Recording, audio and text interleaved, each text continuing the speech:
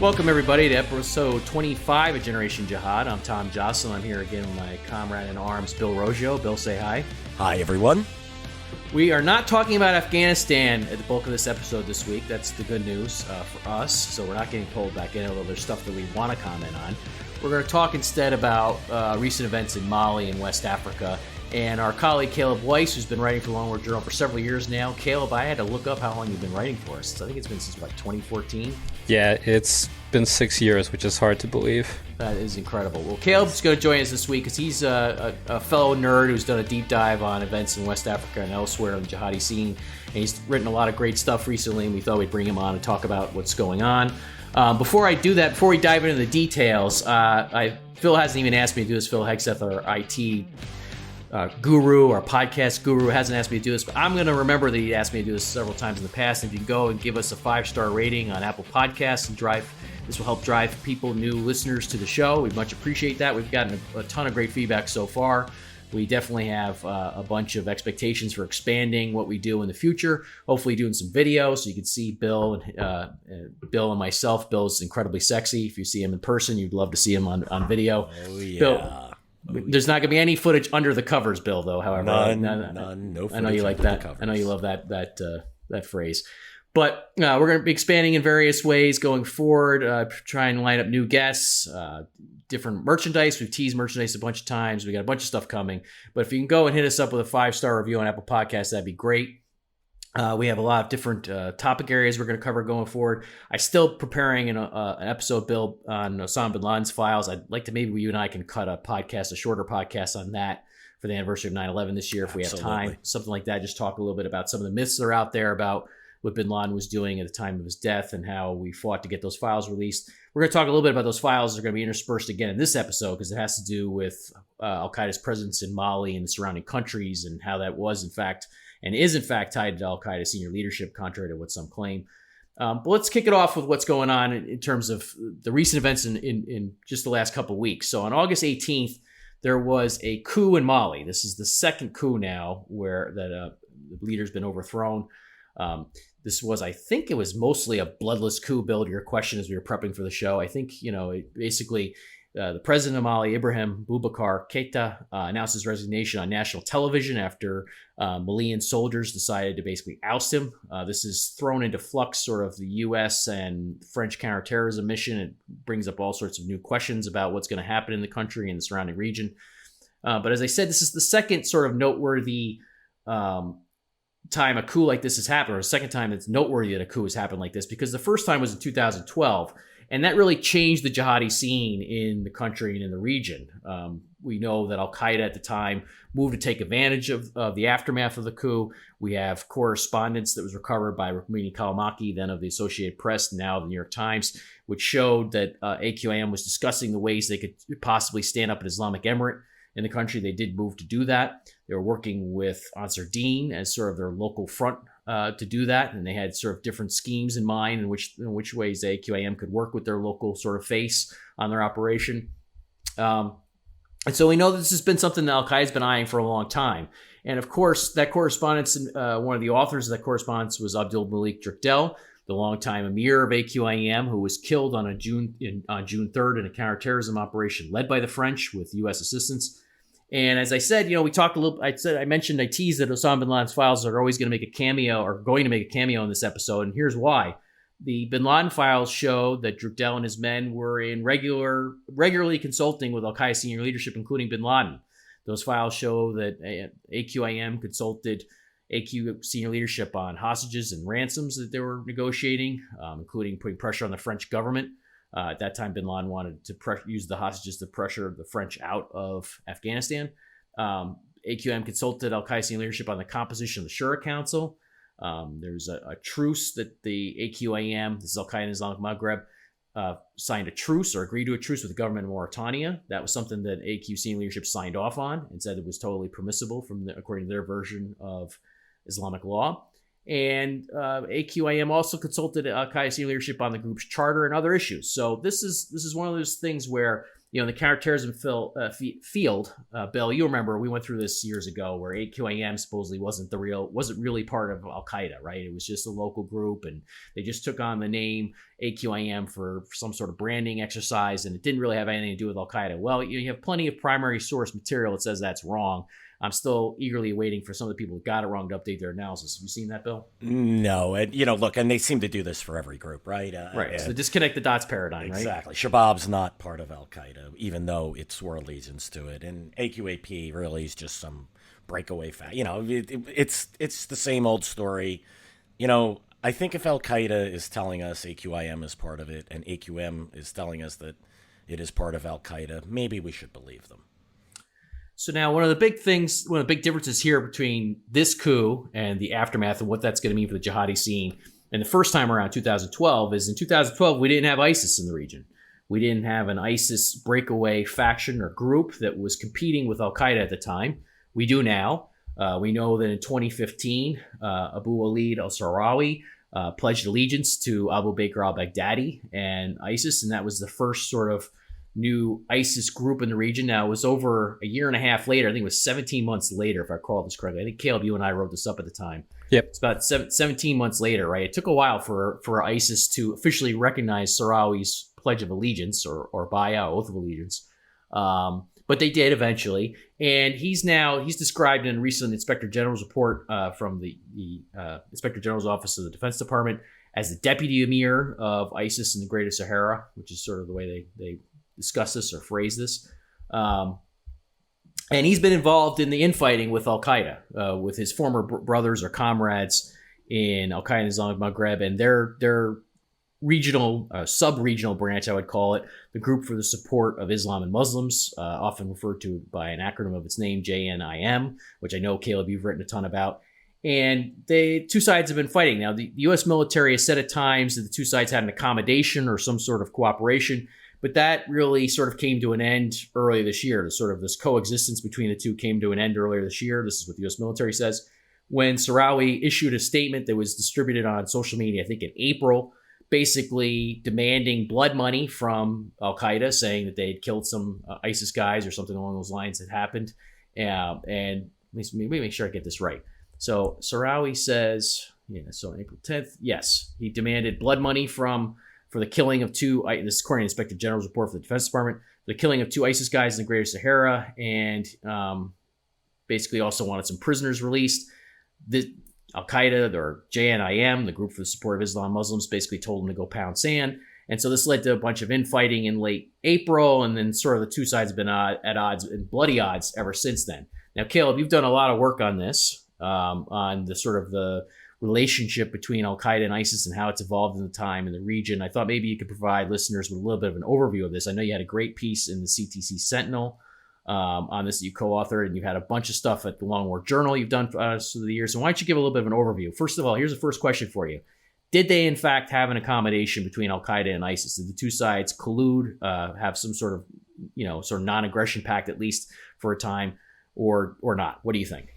Yeah, so right before we get into that, I just want to say something about the DODIG report.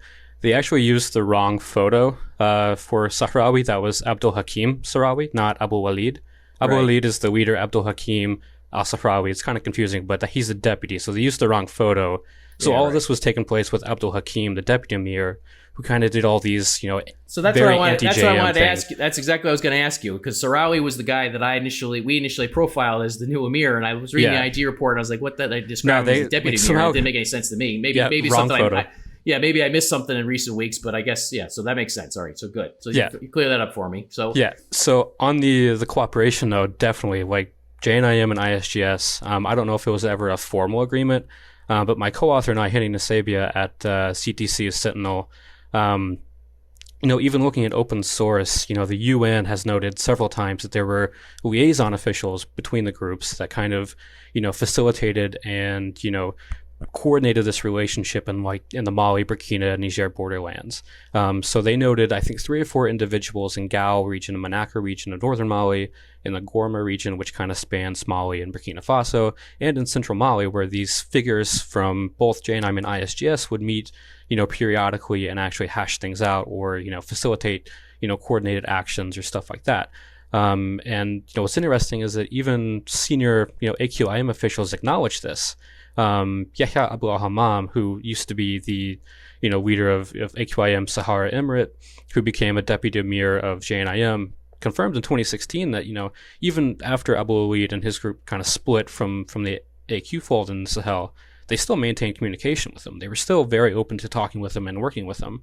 And I think that really manifested itself in these liaison officials and efforts. And we could see from both open source and our Hindianized local sources on the ground that not only did they coordinate through these liaisons, but they also did coordinated actions. There was joint raids. They did coordinated campaigns together in both Mali and Burkina Faso, wherein one group would claim an attack one day, and then the next day or the day after that, when the Malian or Burkina Faso officials would come into that locale, the other group would claim an attack on those groups or those individuals. So it's interesting if they coordinated their campaigns and actions while also having these liaisons, but people want to say that that never happened or they never were cooperating or coordinating, but that's not true. No, it's certain amount of that makes sense, right? I mean, they know each other. I mean, you have local Sarawi, ties. when Sarawi defects, he was previously part of the Al-Qaeda pantheon, sort of alphabet soup of groups in the region. He'd worked with other Al-Qaeda comrades. So in some ways, this is sort of his own longtime brethren he's working with. Also his longtime brethren that he betrayed. So this goes on. How long do you think this went on? So basically, Sarawi announces his defection to ISIS in 2015. ISIS officially accepts it in 2016, fall of 2016. What sort of period are we looking at where there's some sort of a combination, or is it broken up into different periods between 2016 and earlier this year, let's say? So I would say, following the initial announcement of Sahrawi's defection from Al-Qaeda, there were initial reports that he fought with Belmokhtar's group at the time. There were some initial clashes at that period, but following that, they kind of reconciled. I think I pointed you to one, right, where Belmokhtar's group was allegedly even trying to kill him right after the defection, I think, right? So they did. Mukhtar Belmokhtar, just for our listeners so they know, Mukhtar Belmokhtar is the famous one-eyed sort of jihadi Al-Qaeda leader. Billy is one of your favorites. I know that you how do you go ahead, Bill? Tell listeners about Belmokhtar a little bit and how you describe him as a vampire and why, because that gives a lot of context to him. He's also what I like to call a land pirate. I mean, he just had all of the, he may as well have put the patch and the on the eye and the parrot on his shoulder. Guy ran cigarettes and drugs and across the desert while butchering people mindlessly throughout his career. But he's just. Although I'd say Rukmini Kalamaki, now the New York Times reporter who's covered some deaths, she makes a good point that if you're going to be kidnapped as a Westerner in the region, you'd rather be kidnapped by Belmokhtar's group than by ISIS, because he's at least going to try and get something for you. He's really good at that. I mean, look, pirates are really good at maximizing the resources that they acquire. So he was very, very, very adept at that, and he's been reported dead so many times. He's one of the guys, and we think he's dead, right, Tom? But we've really never had full confirmation of that. If I recall, we think he is, but it's a little murky. I mean, look, as you say, what do you say, Bill? That these guys are like vampires, unless you got to cut off the head, drive a stake through the heart, and then we know he's dead, right? You got to expose him to sunlight too, Tom. Right. All right. So there was some reporting or indications Belmokhtar and his gang went after Sahrawi right after he defected, Caleb. That was back in 2015. Bring us up to date now. Then from 2015 to early 2020, before we get to the clashes in the spring of this year between Al Qaeda and ISIS in the region. Talk to us a little bit about what transpires then between circa 2015, 2016, all the way up to the spring of this year. Yeah, so following those initial clashes, they actually definitely worked with each other until around July 2019. July 2019 is when these hostilities kind of came to the fore. So with a lot of these, they had a lot of local issues that kind of, came to the forefront of these groups, especially within Katiba Messina in central Mali. That's JNIM's, central Malian contingent. They had a lot of issues with their local fighters compared to the non-local, and by non-local I mean they weren't native to central Mali, and they kind of had differences on how to tax or give access to different Fulani or other Muslim groups these these pasture lands. They had issues over zakat, these almsgiving. They had issues over all of this. That really manifested itself in ways that the Islamic State was able to kind of poach members from. So since 2017, Katiba Messina has been kind of, hemorrhaging fighters to the Islamic State based on all of these grievances that the Islamic State was able to capitalize on. And that kind of spread to other areas in Mali. And then eventually by July 2019, these disagreements and arguments kind of became violent. And since then, there's been a few meetings where both JNIM and ISGS has met in northern Mali to try to calm these hostilities. The UN has documented 2. Henny and I have documented a 3rd meeting where they tried to reconcile their differences before full-on war, but obviously that didn't happen.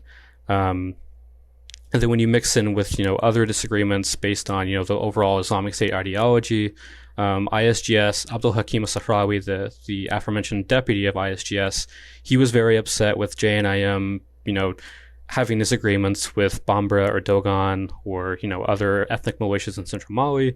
He was also mad at JNIM for wanting to negotiate with the Malian government. And then as the Islamic State kind of restructured their forces in 2019, in March 2019, it's very likely that caused, and what I mean by that is ISGS became formally part of the Islamic State's West African province, or ISWAP. Prior to that, ISGS was operating as its own kind of pseudo branch or pseudo province of the Islamic State, but never an official one. By March 2019, they became under the actual ISWAP brand. And since then, they've kind of taken a more hostile approach to JNIM. So Henny and I believe that following the actual restructuring, this likely caused ISGS to become more formally under the command of the Islamic State, which caused them to take a more hostile, footing with JNIM. So mixed in with the local issues and, the global jihadi rivalry, all this kind of, compounded itself into open warfare by early 2020. And this is when things get super bloody. And it started out in the Gorma region, which is the Malian, Burkina and Nigerian border regions, in border villages. They started fighting each other there. That spread to central Mali, and then from central Mali it spread to northern Mali, and then from there it spread to central and eastern Burkina, and now it's spreading towards Benin, Togo, Ghana, Ivory Coast, as these groups also spread on their own. So it's a very dangerous cocktail we're in here. So let's talk about the dispute over negotiating with the Malian government. ISIS rejects this, Al-Qaeda accepts it. This is an issue where ISIS, I believe, criticized the Al-Qaeda position on this in an issue of Anaba, the weekly newsletter, if I'm recalling correctly, one of the issues we looked at a while back. This is something ISIS goes after Al-Qaeda on this. Al-Qaeda, this is not outside the Al-Qaeda wheelhouse, so this is not outside the Al-Qaeda program at all, or the manhaj and methodology. This is an interesting dispute between the two because Al-Qaeda, as you can see in the bin Laden files, Al-Qaeda senior leadership fully accepted a truce between AQAM and the Mauritanian government. Basically, that deal said that the Mauritanian government was going to stay away from raids against Al-Qaeda guys inside the country, allow them the space to proselytize, and in return, AQAM wasn't going to attack the government of Mauritania. You can see other subsequent corroborating information around that regard that took place. That was something that was deemed completely kosher in Al-Qaeda circles to do, to go forward with that sort of negotiations. You can see Al-Qaeda didn't object to the Taliban negotiating the American withdrawal from Afghanistan. Al-Qaeda is willing to use political jihad in a sense, or is willing to advance its political jihad in ways that ISIS isn't, at least formally or at least publicly. And ISIS rejects this and still rejects this. So talk a little bit about, do you think that's still an issue that's ongoing for ISIS? Do you think they're going to keep, going after Al-Qaeda on this? Now, part of the Al-Qaeda position on this was they said, we'll negotiate with the government in Mali after the French leave, after international forces leave. So they wanted basically the main impediment, one of the main things keeping them from forming an Islamic Emirate in the region to get out. And then they were willing to negotiate with the government of Mali. ISIS sort of, which is a sophisticated play politically. I mean, it's the same thing the Taliban did, right? Basically, you say we'll have intra-Afghan talks, which are sort of loosely include the Afghan government, but only after the U.S. agrees to get out and NATO agrees to get out of Afghanistan. You think ISIS is still going to keep agitating on this and keep going after Al Qaeda on this? And what as far as you know, Caleb, are the specific beyond sort of the general rhetoric of ISIS saying, "Oh, you're negotiating with the infidels" and that sort of thing? What's the general critique that ISIS has of this? Yeah, so especially in the context of central Mali, this is kind of where Abdul Hakim was very, harsh on JNIM. He really did not like that JNIM was willing to, play this role as community defender among, the Fulani or Dogon against, Dozo militias or Bambara militias. And we're seeing this. There's actually a report just, the other day in Reuters talking about how Al Qaeda has formed, these local community shuras, or they're talking with local communities to build these networks. And that's one thing that ISGS has really, really hampered on JNIM about is their willingness to, kind of work with these militias who've been accused of, murdering Muslims in central Mali. Well, JNIM sees it as a way to, get around that by working with them or building these agreements with them. And we see that on the wider scale with JNIM wanting to negotiate with, the Malian government. Now, I don't know how, sincere JNIM was about their willingness to negotiate with Malian government, because after they made that announcement, they attacked like 3 or 4 major Malian military bases in central and northern Mali. So, well, the Taliban's done the same thing, right? I mean, the Taliban doesn't even say they're going to negotiate with the Afghan government, which is one of Bill's favorite points. They just say they're going to have intra-Afghan talks as they're launching suicide attacks. So it's the same. It's literally the same thing. Wait a second. I thought we weren't talking Afghanistan. I can't. Episode. We can't get away from it. It's okay. I mean, one of the funny things about all this, not funny, but one of the things that should be observed here is that, there's no doubt that what the Taliban and Al Qaeda are doing in Afghanistan influences the thinking of Shabab in Somalia and also Al Qaeda in West Africa. I mean, they're all trying to establish these Islamic Emirates. That's the big disconnect the dots methodology we see in counterterrorism circles, is to pretend like they all are not fighting for the same sort of general goal. But even though they say they are over and over again, and even though you can see in their internal correspondence that they reference that and they talk about that. So what you're saying, Caleb, is this is going to be an ongoing dispute. Yeah, it's going to keep going. It's very ongoing. It's still going. I mean, Al Qaeda, JNIM has made it very much clear that that's how they see going forward, is working and communicating and forming these local ties across Mali. And that includes working with, people who may have massacred Muslims. To them, they do see it as unforgivable, but they're willing to kind of move past it for the greater good, what they see as building this popular support to eventually, reestablish their emirate there. And they can't do that without local support, and I think they know that. Yeah, I mean, that's one of the things, too, we talk a little bit about in terms of defining Al Qaeda and its goals. And this is sort of a general observation, but of course, Al Qaeda is always looking to embed itself deeply in the local milieu to sort of, basically become part of the local scene. This is their whole game plan. Some have tried to draw this false dichotomy between the local jihad and global jihad, basically trying and say you're either or.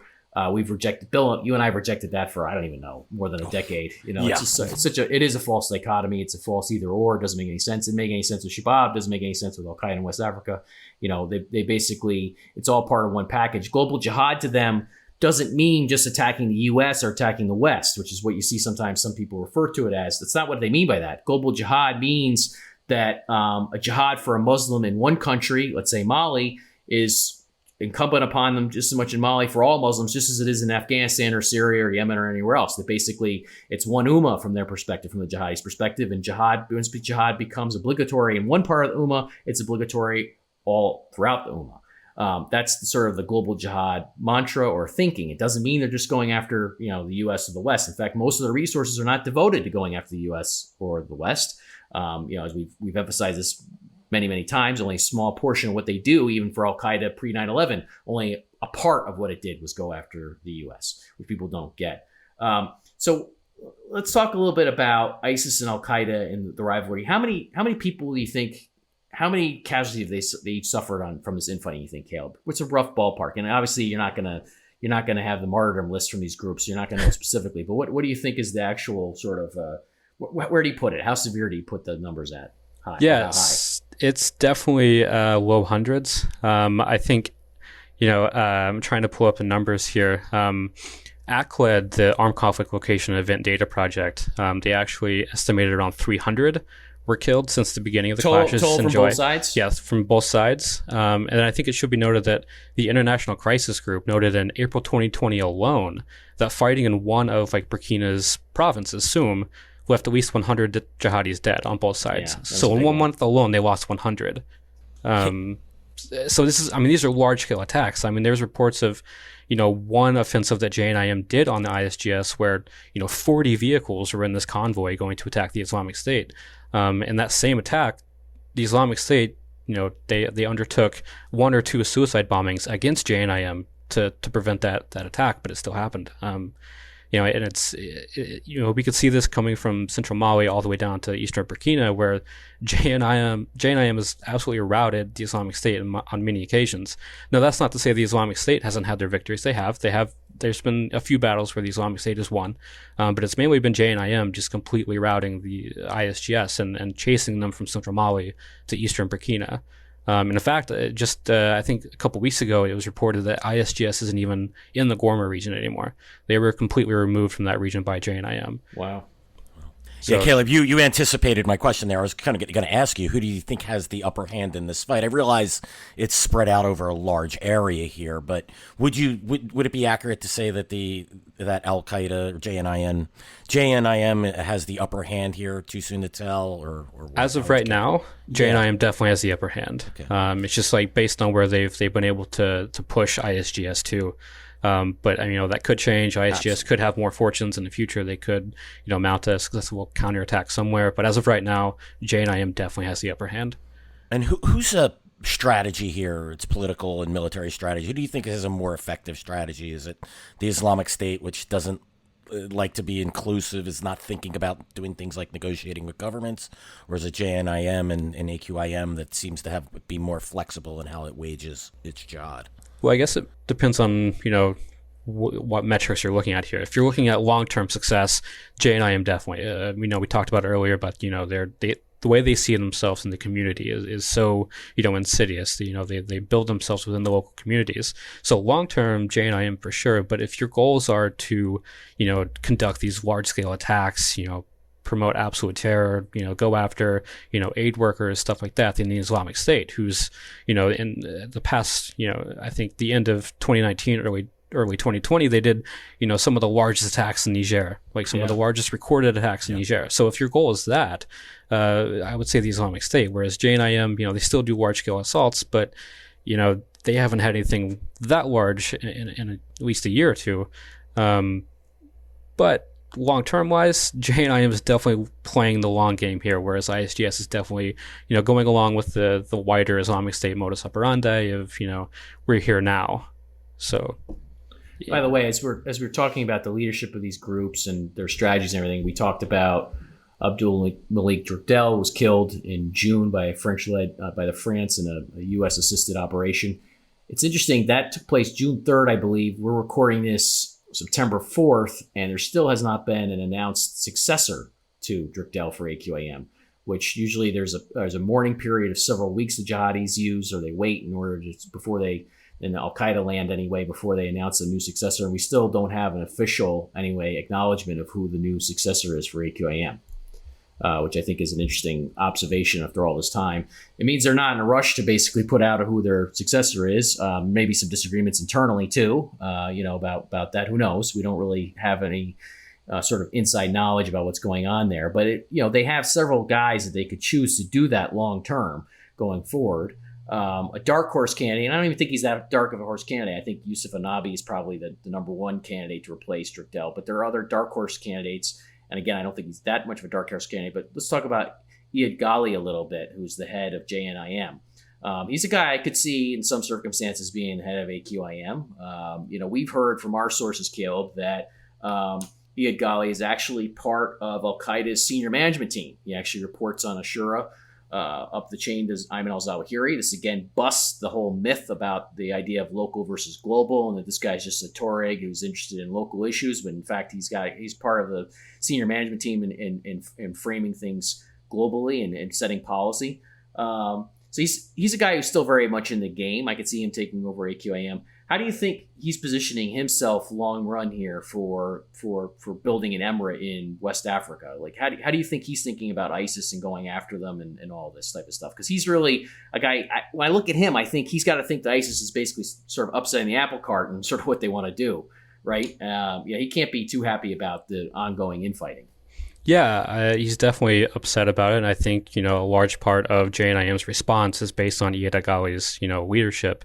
Local journalists in Mali actually have stated that it was Iyad Agawi who likely called a Shura meeting with Drukdel prior to that meeting. And Hinny and I, my co-author, believe that this was likely to discuss, the infighting with ISGS.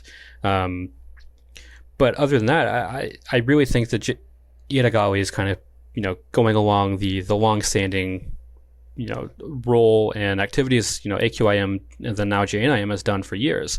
Of, you do attacks against the Mali and Burkina Faso and Nigerian governments, but also you're working with the locals in general. And I think he's, especially in recent months, placing more emphasis on, these community engagement. We talked about Central Mali, but, just yesterday, the day before, I think it was yesterday, Al-Qaeda's Al-Thabat news agency, which, kind of works as, similar to the Islamic State's Amaq, released a statement. No, it's independent, Caleb. No, No, sorry, yeah. It's independent media, it's not really sorry. Al-Qaeda, right? Yeah, Fake news. Yeah, right. Right. We need to figure out a creative way to disconnect the dots there. We'll come up with it. Yeah, anyway, they released a statement saying that a Sharia court by JNIM actually implemented hudud punishments against this drunkard and Timbuktu region.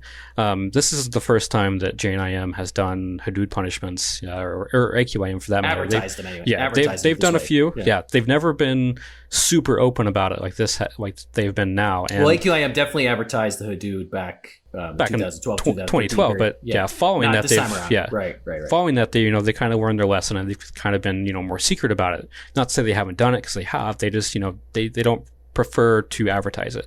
But this goes along with kind of new messaging that JNIM is doing, because it was last month that the same news agency Al-Thabat released another statement from JNIM saying that the Wali, or the governor of Timbuktu region, who is Abdurrahman Al-Libi, or his name is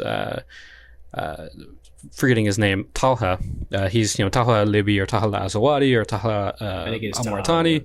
Yeah, so he goes by a lot of names, but he's the Wali of Timbuktu, and he issued a decree of a local against a local tribe there who was caught stealing things. He was weighing in on a tribal disagreement here, offering his judgment on who's responsible and what should happen to those individuals. So you have community engagement across central Mali up to northern Mali. And it's a long-term strategy here that we talked about, of not only are they doing these attacks to weaken the Malian state, but they're also still offering their own, shadow government behind the scenes. Like, they don't advertise it as much as other Al-Qaeda groups. And, I think some people like to think that, JNIM doesn't have, this much influence or exerts that much control across the Sahel. But in various parts, some rural parts of northern Mali and then some parts of eastern and central Burkina, they're very much exerting their influence and offering their Sharia laws. And I think this is part of, Iyad Agawi's long game strategy here of making sure that they're playing the right cards to eventually bring back that emirate. And I do want to give, a shout out to what we said earlier about Iyad Agawi and, the larger Al-Qaeda network. In Aaron Zellen's book, he talks about, he explicitly talks about Ansar Sharia in Tunisia, but he notes that not only was Ansar Sharia's leadership getting, kind of leadership and guidance from Al-Qaeda leaders elsewhere, and, you've noted that for a long time as well. That actually, I stood alone, Caleb, for a long time in saying Ansar Sharia, Tunisia, and Libya were actually fair Al-Qaeda But groups. where I was going with this is that he even noted. I was actually criticized in 2012, 2013 for getting that right, but whatever, So yeah, I mean, we're gonna have Aaron Zellin on our book. Yeah. Aaron, we're gonna have him talk about his book, which is excellent. We're gonna have him on as a different note at some point. Yes, we're gonna talk about. I mean, he did note that Iyad Agawi was also communicating with the leadership of Ansar Sharia of how to go about conducting their activities both clandestine and openly. And we saw that with Ansar Deen. And it's very interesting that, this guy in Mali who people want to think that, is this local leader, or he was only, thrown into Jihad through circumstance. He's very much in the system here, and he's very much within by the way, the global network. When they announced the formation of JNIM in 2017, was it 2018? Whatever. 2017. Yeah, 2017. So I thought, and he rehearsed the Baya, the Al Qaeda Baya. What was the Baya? It was to Drukdel, and through Drukdel to Ayman al-Zawahiri, and through Zawahiri to who, Bill? We can't get away from it. To who? Could it possibly? Well, that was what, 2015? It would be 2017. It was it would be the Baya was from Taliban's Emir. Yeah, Abatul Akhundzada, the Emir of the Taliban, the Emir of the Faithful. Yeah. They were very clear about that too, making sure that everyone knew that their Baya extends to the Taliban. Right. Very explicit about that. I wrote that up at the time. I worked on a translation of what he actually said. I had some people check it to make sure I got it exactly right, because the phrasing was very important.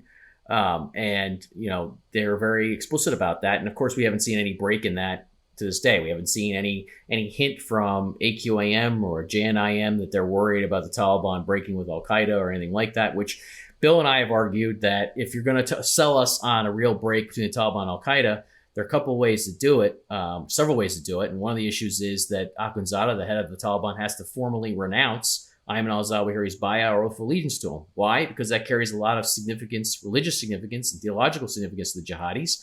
That would be something that would cause problems for Al Qaeda globally. It's not necessarily insurmountable, but it would be definitely problematic for Al Qaeda globally to say, we recognize the Emir of the Taliban as the Emir of the Faithful, and the guy who's sort of the proto-caliph and can be the caliph one day. And of course, we haven't seen that yet at all. We're more than 6 months after the deal between the U.S. and the Taliban. We haven't seen a hint of that. Not a hint. And yet, this is why this applies. You're talking about Iyad and some people framing him as being just a local actor, and yet here he is, talking about things and talking about the world and expressing his vision of the world in Al Qaeda terms, right down to how the Baya is issued to Al Qaeda. Yeah, even after the death of Drukdel, JNIM they've not released a statement, renouncing that. They've not released a statement renouncing their Baya to Zawahiri or the Taliban. So it's business as usual for them on the Baya side as well. So, yeah. So again, this all speaks to this false dichotomy between the local and global issues here on all this stuff, which we've been combating for a long time. So let's talk a little bit. You sort of tease this a little bit, or start talking about the proto-emirates in the region, Caleb. Let's talk a little bit about Dawa, right? Because this is something that you mentioned Aaron Zellen's book. He does a great job of documenting the Dawa efforts of Al Qaeda and through Ansar Sharia and others in North Africa following the Arab uprisings. Something David Gartenstein-Ross, our colleague who was on an earlier episode of the podcast, has done a lot of great work on.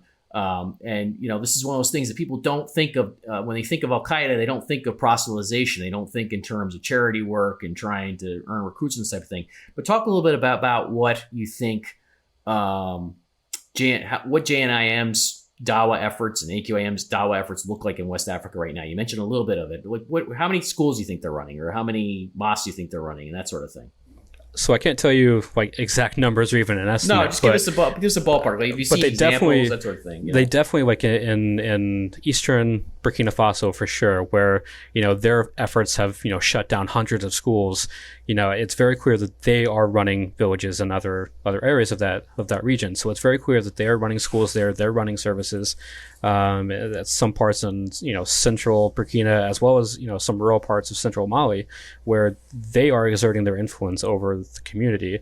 And the Dawa efforts extend beyond services. This is also part of those community meetings with, the local militias. That's also part of their Dawa, is they want to make sure that their ideology, that their effort is being submitted to the locals that way, as well as presenting themselves as, this rational actor, this actor that, can not only defend you, but perform government duties as well. And that's extending in a lot of areas across the Sahel. And I think the main part is eastern Burkina. There was, several reports a few months ago that, most of eastern Burkina is under jihadist influence. Now, those reports also included the Islamic State influence as well. But following clashes there, I'm not sure what the dynamic is now, but it's very clear that JNIM still has a lot of influence in eastern Burkina, and that is where a lot of their efforts are focused now on Dawa and controlling communities and stuff like that. And that's mainly related to the lack of government, structure there. But that could change elsewhere across the Sahel as well as, as government responses, either continue to be heavy-handed and harsh, which bring people into JNIM's fold or alongside their ideology. Or if government forces pull out of somewhere, the jihadis are always there to fill that void afterwards. And, as those, either transgressions or pullouts continue across the Sahel, probably see more of JNIM and the Islamic State, for that matter, making sure that their Dawa efforts are included in those areas. And I how find, much in that regard, how much do you think, or how much is the ISIS message right now in terms of, one of the things we've seen globally is ISIS has accused al-Qaeda of delaying the implementation of Sharia and the Hudud punishments. It's something that was a constant theme from 2014 on. Abu Muhammad al-Anani, the spokesman for ISIS, went after Zawahiri and Al-Qaeda in Yemen, AQAP, and other groups, and said basically you're not really after Islamic governance because you're delaying the implementation of Sharia. This has been a big marketing message. One of the ways ISIS has tried to cut into Al-Qaeda's market shares by saying, hey, you keep telling everybody you're about Islamic governance, but you're not really doing it. We're going to do it, and we're going to do it now. So come follow us and do this. How much in terms of the local scene would you say that that's the ISGS sort of message against Al-Qaeda in terms of recruiting? How much of that is for within the ideological competition? How much do you think that matters? That definitely plays into the competition a lot. In fact, Abdul Hakim had a lot of lectures about their slow implementation of Hudud or Sharia law. And that actually forced JNIM to respond to those accusations in a series of booklets earlier this year, penned by a Mauritanian AQIM official who basically said that, we're following the prophetic manhaj, we're basically following, the slower calculus here based on Al-Qaeda's modus operandi. We are implementing Sharia. We are working towards, building this state, but we're taking a slower approach. And then they also released another booklet based around, this story of the Hassan Muawiyah treaty in early days of Islam, but they use that as an analogy to basically state that, even though we have our differences, we could eventually work together, we could come together. So not only were they trying to, snap back at the Islamic State for making, basically lambasting them for, not implementing Sharia, but they also mentioned the, working together again, which, gives more credence to the evidence of that. But, the slow implementation that JNIM has done has definitely led, some fighters of JNIM to defect to the Islamic State. And that's, I think, more so in central Mali. And that's where a lot of defections kind of took place between the groups. A lot of this kind of was focused on Katiba Messina and the Fulanis or, other local Muslim groups of central Mali, that they were kind of upset with how Al-Qaeda is kind of operating, especially after, ethnic militias, do their massacres across central Mali, which kind of affect these local communities that many of these fighters are part of. They wanted more vengeance. They wanted more revenge now. They wanted to take back, what they saw as theirs, whereas Al-Qaeda was kind of, more, tactful about it. They wanted a, strategic approach to this, whereas the Islamic State was marketing themselves as, this revenge-based organization that we can get you that now. If you join us, that, we are open to, fighting back with them. We are open to, committing massacres against the group that did this, and we saw this in northern Mali, especially in the Manaka region near the Nigerian border, wherein Tuareg and Dawasak communities were going after each other based around community issues. But both Al Qaeda and the Islamic State had differing approaches on this. Whereas Al Qaeda didn't really want to have this revenge-based operation or go after the groups responsible. It was the Islamic State who came in and started doing massacres against the people who are doing massacres against the communities of their fighters. So not only are they, marketing themselves as, this is us now, join us now for quick retribution, is, they're also showing themselves to be, results based, I guess, if that makes sense. Is, JNIM's slow game, whereas ISGS is results now. So let's talk a little bit too about how you see ISGS sort of fitting into the ISIS global sort of organizational structure and media and that sort of thing. Because, one of the things you hear sometimes is these groups are just sort of, loosely affiliated with the mothership and that sort of, allegation. But we see, certainly you still see media from the region regularly push through Amaq, which is the ISIS sort of central daily reporting mechanism, which has had some interruptions at times, but still chugging along. You still see it in Anaba, of course, which is a weekly newsletter. You still see it in other messaging. I'm obviously we're not privy to all of their private communications and back and forth, but it certainly looks to me like ISGS is humming along as part of the ISIS global would-be caliphate project. And certainly there may be things going on behind the scenes we're not aware of. I'm sure there are. But certainly every outward indication is it's still part connected to the mothership. Would you agree with that? Or do you think that how would you characterize it? Yeah, absolutely. Especially after the March 2019 rebranding of where ISGS formally became part of ISWAP, definitely I would say most of their media since then has been through the Islamic State's central media apparatus. Yeah, I guess I said ISGS, but I meant ISWAP. Yeah, right. Yeah, exactly. Yeah, right. Sure. But, it should be noted that prior to March 2019, they still had, their rudimentary and local media apparatus. But even in those local videos, they marketed themselves as the Islamic State. Sure. And this, I think a lot of people get confused with this. These groups can have local media and still be part of the Islamic State. I mean, if you look at, ISWAP in Nigeria, they still have local media. I mean, they just a couple months ago, they released a video of an execution of, aid workers, but that didn't go through the actual Islamic State apparatus. That went through their own. We see this in DRC and Mozambique. These groups are part of the Islamic State, but they still have their actual media. It's the same thing with ISGS. But following March 2019, it became more formal, and everything since then has been through actual, the apparatus. Now, some people have, kind of speculated about, why it's so sporadic from the Sahel, but I think that's more of the nature of, where they're located and what's happening on the ground. They're probably losing communication, or the communication is disparate anyway. So to me, not having, significant communication from Sahel is not an indication that they're not part of the Islamic State. All right. So the other thing is, so in terms of, you did some interviewing of local sources, you and Henny did for this piece of CTC Sentinel. Have you heard anything from what they say about the reaction from sort of ISIS headquarters to all this? What I think is interesting about it is that, Abu Bakr al-Baghdadi is killed in October of last year. And Bill and I in a previous episode sort of, did some sort of guesswork or some assumptions that basically, look, these rival, it's not really guesswork, but it's really just an observation that basically this rivalry between ISIS and Al-Qaeda goes way beyond a few personalities now. Maybe back in the days, if you kill Baghdadi, you kill Adnani, and a handful of others, maybe early on, maybe Al-Qaeda could have stopped the sort of this full-blown global rivalry. But you see that it's continued after the deaths of these guys, including Baghdadi last year. It certainly has continued through the appointment of the new emir and what he's doing. Have you seen anything, Caleb, any indication from the local sources talking about how the ISIS mothership has weighed in on all this, or no? Other than what we've seen in Anaba and sort of official publications? Not to my knowledge, no. This would be more of a question for Henny. We know that, there's been some indication that the Islamic State, this is from local sources, that the Islamic State has sent messaging through Libya or by way of Libya, especially following all of this. But I'm not sure, to be quite honest. Now, the other thing that's sort of new is that there was some questioning. France, of course, has been taking the charge and leading all this. They had former colonial interests in the region. They're committed to sort of tapping down the terrorism threat to themselves on all this, and they have their own sort of interests in the region.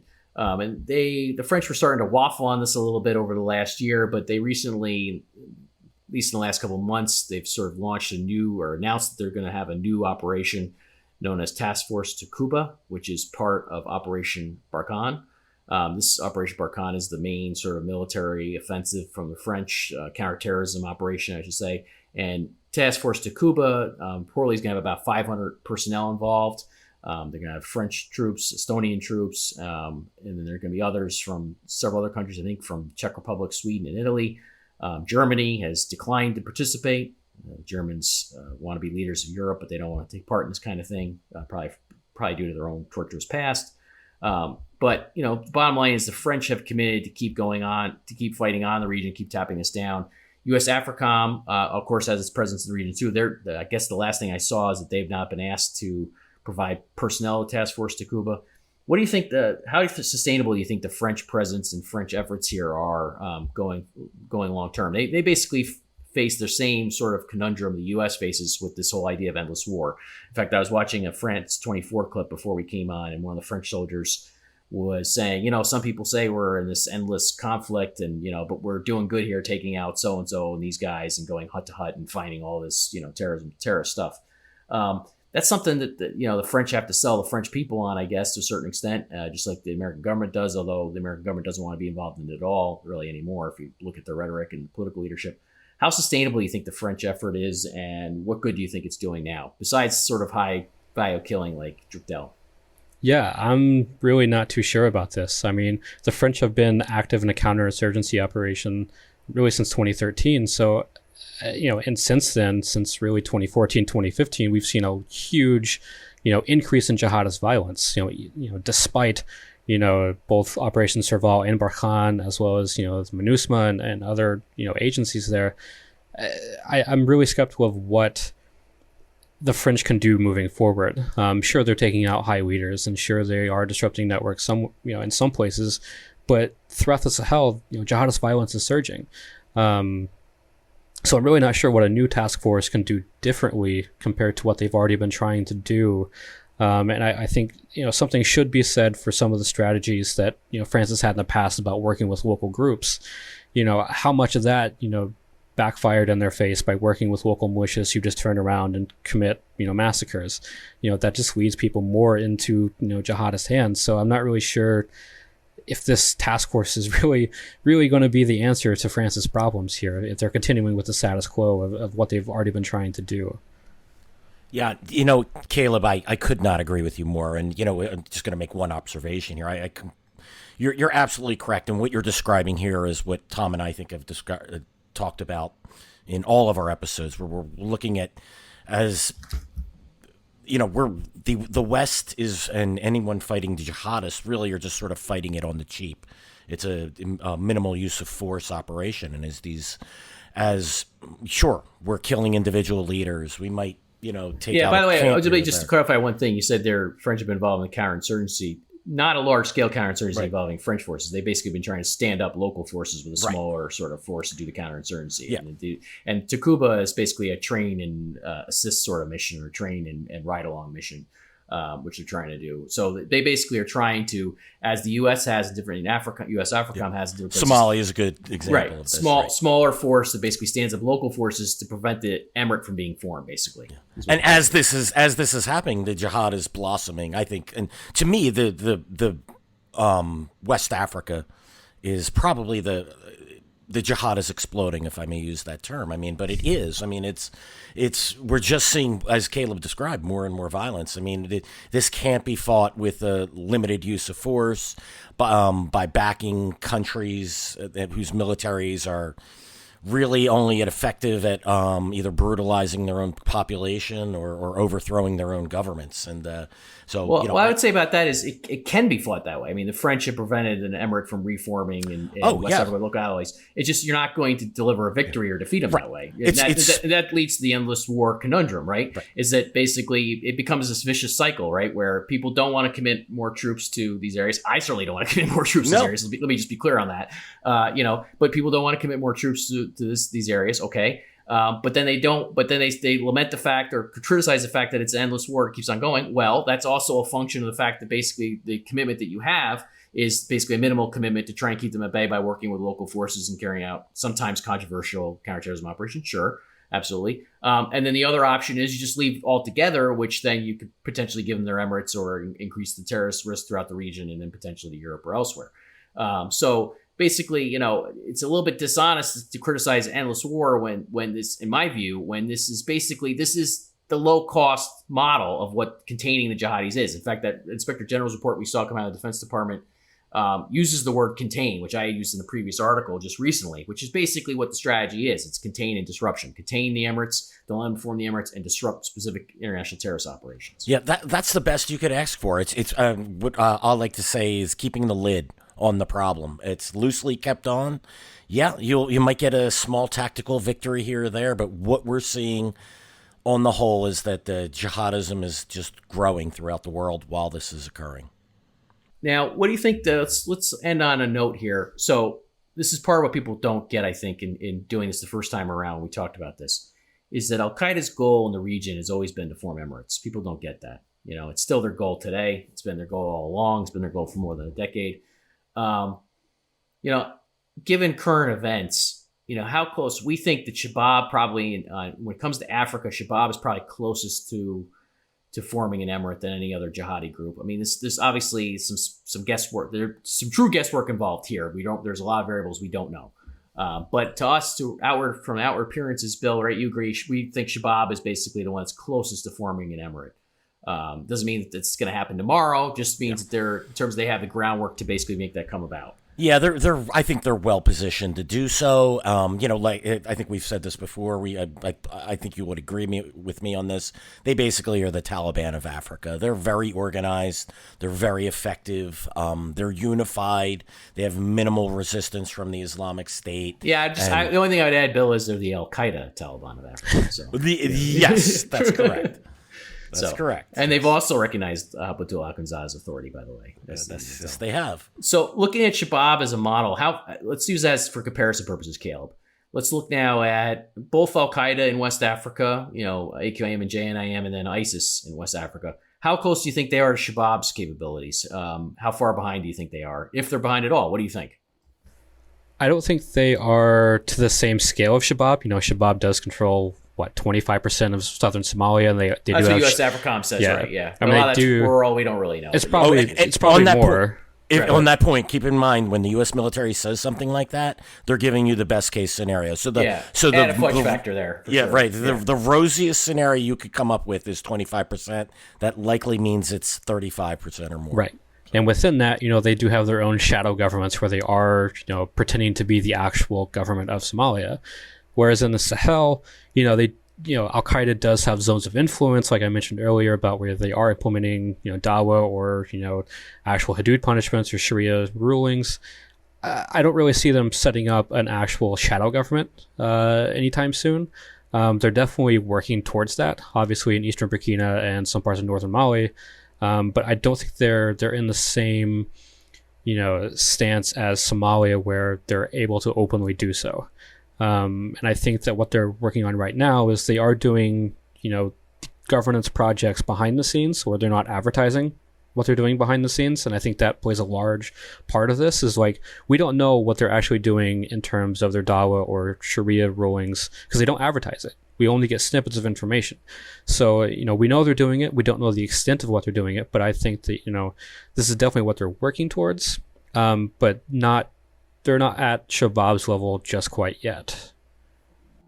And in all fairness to these groups, the Shabab has probably a decade or two a head start on them. So they're working towards it. And I think it's all the more reason why sort of thing should be tamped down now. If not, you're going to, in a decade from now or so, you may have Shabab level problems in West Africa.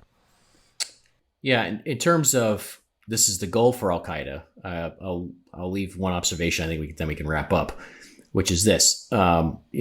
Again, we teased the Bin Laden files a number of times. If you look at Bin Laden's correspondence with Ghodane, the emir of Shabab at the time in 2010, you could see in that correspondence, first of all, he did not reject Ghodane's appeal for a baya or a formal sort of merger of Shabab and Al-Qaeda, as some reported. That's wrong.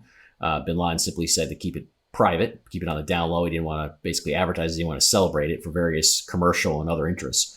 But what's interesting about that correspondence, and we've been writing about this and talking about this for a while, and we'll talk about it in upcoming episodes, is that Bin Laden specifically referred to Shabab as an emirate in Somalia. He already said they've already got an emirate. This is what Bin Laden's view. And he actually tasked Abu Yahya al-Libi, a key, as his nom de guerre indicates, a key Libyan lieutenant to Bin Laden, who was initially part of the Libyan Islamic Fighting Group and became part of Al-Qaeda senior management. He tasked Abu Yahya al-Libi. He said, look, I don't want Abu Yahya doing these silly administrative stuff and this other stuff. He's got to get on his religious work, his religious rulings when it comes to Shabab's emirate here, because this is an emirate ruling over all these people, and they have courts and they have these types of things. We need real grounded research in our version of Sharia in order to edify sort of what Shabab is doing here in Somalia. This is Osama bin Laden talking about Al-Qaeda's goals in East Africa. And so anytime you hear anybody say bin Laden just want to attack America or just want to attack Europe, just remember we said this, that I talked about this here. Remember we talked about and all this stuff, because this is not coming out of nowhere that the jihadis are doing this. This has been, yes, it's not a strategy that they've implemented with perfection. They've had many setbacks, but this has been the goal all along, has been to form these emirates. I mean, right from the top. And Ayman al-Zawahiri's talked about, and other senior al-Qaeda leaders have talked about. Caleb, you want to add something to that? Yeah, I think J&IM is messaging what you're just saying by when they actually release these statements through Thabat or elsewhere about, their rulings. No, Thabat's independent. Sorry. Again, fake news on fake news, everyone. Right. Anyway, these statements they're releasing, they're noting that these rulings are taking place in, the Islamic Kidal province, or the Islamic Timbuktu province, or the Islamic Mopti province. And so when you mentioned Wali in central Mali, that's what Wali's governor. That's what it means. Yeah, like so they're already, I think they're within the stages of resetting up this shadow government, and they're just now messaging this to us.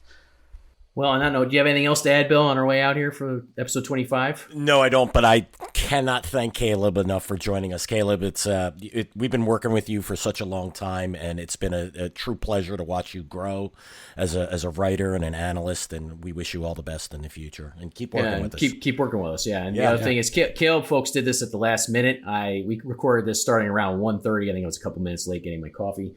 And I called Caleb at 11:30 in the morning and said, hey, can you do this episode with us? Because Bill and I are basically tired of talking. We're sick of hearing ourselves talk. And we don't want to talk about Afghanistan. We want to talk about Mali. And who better to bring on is doing granular research and getting it right better than our own Caleb Weiss. So we're going to have you on a future episode. We got a future episode called Caleb's Truck, which is going to be humorous. It's going to talk about your initial foray into the writing on this stuff and how bizarre the world really is. That's going to be a fun episode to do. We're going to do that soon. I've got your email, Caleb, outlining it, and we're going to talk a little bit about how... that's going to be a fun one. I cannot wait. That's going to be so dying for that one. A little more entertaining than our usual fare. We're going to Comedic relief, very much needed. Yeah, very much needed. Again, as I've always say to our listeners, this is not the podcast to come to for cheery times, for happy talk.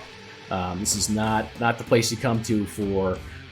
feeling better about yourself or the world. We deal with dark subject matter. We try and do it in our own sort of humorous way. And we do the best we can. But that episode will be a little more lighthearted, talk about how you got involved in all this and some of the nonsense you had to put up with early on. One way of putting it. One last note, too, on the way out. I'll basically ask you guys again if you can hop on Apple Podcasts and give us a 5-star review. Drive other listeners to the show. We greatly appreciate it. We got more stuff coming in the near future.